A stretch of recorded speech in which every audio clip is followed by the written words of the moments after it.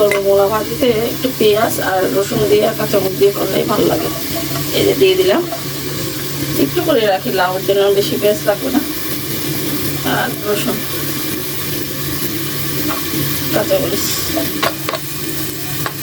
একটু লবণ দিয়ে দিই, শাকটা অল্প হয়ে যাবে।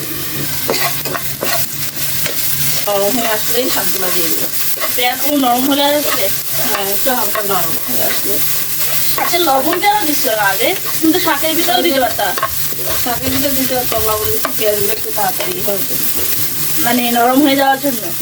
এই যে পেঁয়াজগুলো নরম হয়ে গেছে, এখন শাকটা দিয়ে দেবো। মূলা শাক না? হ্যাঁ নিয়ে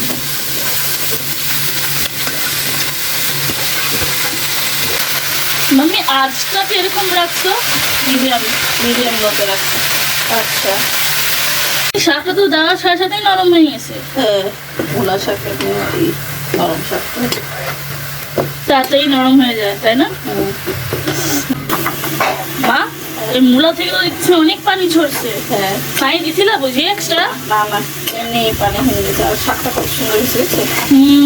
খুব সুন্দর নরম হয়ে গেছে। আর মূলা শাকে কোনো কিছুই দিতে হয় না, লবণ পেঁয়াজ একটু রসুন দিয়ে ভাজলে শাকটা কিন্তু হয়ে গেছে। আর কিছু দেওয়া আছে নেওয়ার সাথে সাথেই হয়ে গেছে, খুব সুন্দর হয়েছে। এটা মারা কিনবো। তাই তো মূলা শাক রান্না করা খুব ইজি। হ্যাঁ খুবই দেখতেও সুন্দর লাগছে। তাহলে আমাদের এই মূলা শাকের রেসিপিটা যদি ভালো লেগে থাকে তাহলে আমাদের ফেসবুক পেজ জুলিয়ানাস ব্লগ এবং ইউটিউব চ্যানেল জুলিয়ানাস ব্লগের সাবস্ক্রাইবার এবং ফেসবুক পেজের ফলোয়ার হয়ে যাবেন।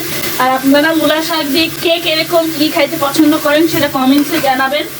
তো আজকে এভাবে করে রান্না করে খেয়ে আজই খেতে মজাই লাগে। যে বেশি করে একটু পেঁয়াজ দিবেন আর রসুন দিবেন, কাঁচামরিচ, আর কিছু না। কমেন্ট করতে কিন্তু ভুলবেন না কেমন লাগছে আমাদের এই রেসিপি, এবং সঙ্গে আমাদের প্রচুর পরিমাণে শেয়ার করবেন এবং লাইক করবেন।